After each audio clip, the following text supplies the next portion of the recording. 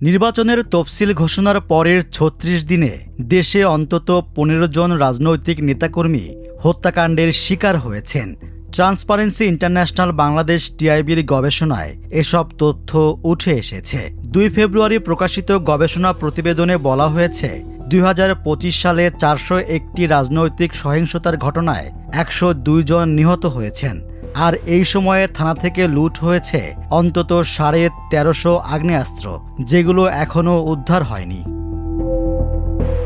অনুষ্ঠানে টিআইবির নির্বাহী পরিচালক ইফতেখারুজ্জামান বলেন, মব সন্ত্রাস যথাযথভাবে নিয়ন্ত্রণ না করা গেলে নির্বাচনেও প্রভাব ফেলতে পারে। এক্ষেত্রে সরকারেরও দায় আছে। সরকার শুরু থেকে মব সহিংসতা প্রতিরোধে তৎপর দেখাতে পারেনি। মবের উৎপত্তি নিয়ে টিআইবির নির্বাহী পরিচালক বলেন, বাংলাদেশে মব সহিংসতা শুরু হয়েছে সরকারের ভেতর থেকে। দেশের প্রশাসনিক কেন্দ্র সচিবালয়ে প্রথম মবের উৎপত্তি হয়েছিল। সরকারের বাইরের শক্তি যারা এখন মব করছে তারা ক্ষমতায়িত হয়েছে সচিবালয়ে মব সৃষ্টির পরে। এর ফলে সরকারের নৈতিক ভিত্তিও দুর্বল হয়েছে।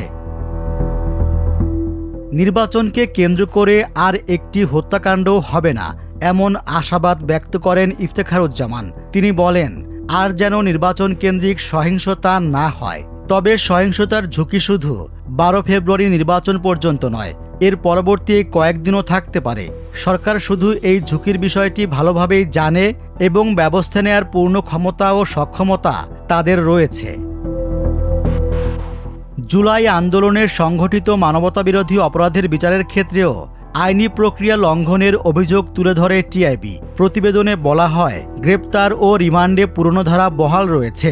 অযৌক্তিক মামলা দায়ের, বিনা বিচারে আটক, জামিনযোগ্য মামলায়ও দীর্ঘদিন জামিন না দেয়া এবং ক্ষেত্রবিশেষে সরকারি প্রভাবের অভিযোগ উঠে এসেছে। এমনকি সাংবাদিক ও পেশাজীবীদের হত্যার মামলায় আসামি করার ঘটনাও ঘটেছে বলে প্রতিবেদনে উল্লেখ করা হয়েছে।